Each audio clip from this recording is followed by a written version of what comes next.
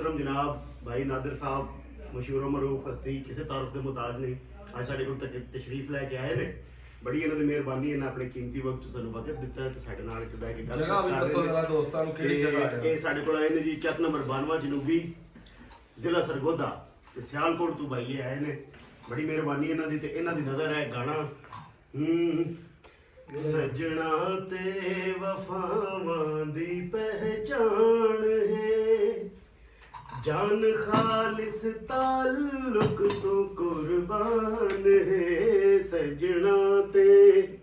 वफावां दी पहचान है जान खालिस ताल्लुक तो कुर्बान है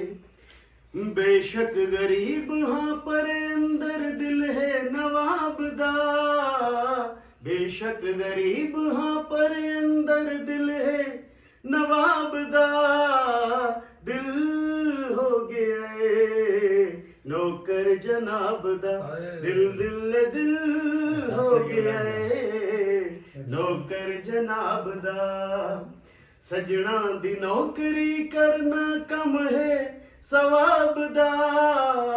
दिल हो गया है नौकर जनाब दा दिल दिल दिल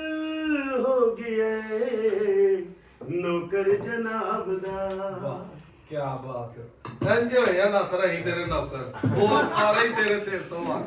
ਆ ਨਹੀਂ ਮਫਤਾ ਤੇਰੇ ਨਾਲ ਜਵਾਨ ਨੂੰ ਲਿਆਉਣਾ ਸੀ ਜਨਾਬ ਬਾਹਰੋਂ ਕਿ ਚੱਲ ਸਾਡੇ ਨਾਲ ਵਾਪਸ ਆ ਕੇ ਮੇਰੇ ਤੇ ਬੱਚਾ ਹੀ ਹਸਪਤਾਲ ਉਹਨੂੰ ਮੋਸ਼ਨ ਐਸੇ ਲੱਗੇ ਨੇ ਖਲੋਣ ਹੀ ਨਹੀਂ ਦੇ ਚੁੱਕਾ ਦੀ ਟਿਆ ਨਹੀਂ ਖਲੋਣ ਦੇ ਜਾ ਕੇ ਬੱਚਾ ਵੇਖਿਆ ਤੇ ਭੰਗੂ ਕੁੱਤੇ ਅਗਰ ਕਰਿਆ ਨੂੰ ਫਿਰ ਇੰਡਿਆ ਕੇ ਦੇਖਣ ਫਿਰ ਇੰਡਿਆ ਮੈਂ ਕਿਹਾ ਉਹੀ ਬੱਚਾ ਹੈ ਜੀ ਉਹੀ ਬੱਚਾ ਮੈਂ ਫਿਰ ਆਇਆ ਤੇਰਾ ਜਿਹੜਾ ਨਾ ਝੂਠ ਫੜ ਕਰਤਾ ਅਸੀਂ ਬੜੇ ਪਰੇਸ਼ਾਨ ਹੋ ਗਏ ਆ ਜੀ ਬੱਚਾ ਹਸਪਤਾਲ ਖੜੀਏ ਪੌੜੀ ਉਹਦਾ ਟ੍ਰੀਟਮੈਂਟ ਕਰਾਈਏ ਤੇ ਯਾਰ ਤੂੰ ਕੋ ਹੋਰ ਚੀਜ਼ ਬਿਮਾਰ ਕਰ ਲੈਣਾ ਸੀ ਜਿਹੜਾ ਕੋ ਵਡੇਰਾ ਐਂਡ ਤੇ ਲੱਗਾ ਵੀ